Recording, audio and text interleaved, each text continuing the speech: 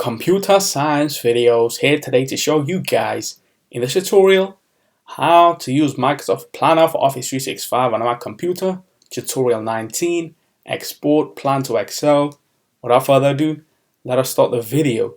So in this tutorial, you need to have access to a Mac computer, have access to an account for Microsoft Office 365. Now this can be works with a business. We can now start this tutorial. Let's now go all the way onto the dock. Go to Launchpad, go to the web browser, which is Google Chrome in this case. Now go to office.com. Make sure you are signed into the account. Go to the left-hand side navigation menu, click on applications, go to all applications, scroll to the bottom to explore all the applications. Now let's click on Planner, wait for that to load, click on Computer Science Videos.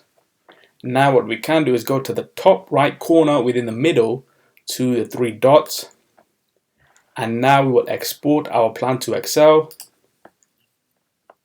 Now if we open up the file that we have generated, this should now open up in Excel. If we minimize Chrome for the moment, verifying the Excel application, that's okay. And now the plan that we have created within Planner should open up on screen. There we go. And so everything that we had created, whether it's task ID, name, bucket name, progress, priority, assigned to, is now or has been documented within this Excel file. So then what we can do is look at the files, create extra tables, drop down menus. So we can now quit Excel.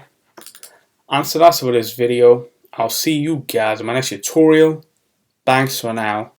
Thank you for making it towards the end of the video. Be sure to subscribe to my channel, Computer Science Videos. Be sure to check out the previous video on screen now, or you can ideally click on the playlist and watch all the journey for Computer Science videos from the start until now.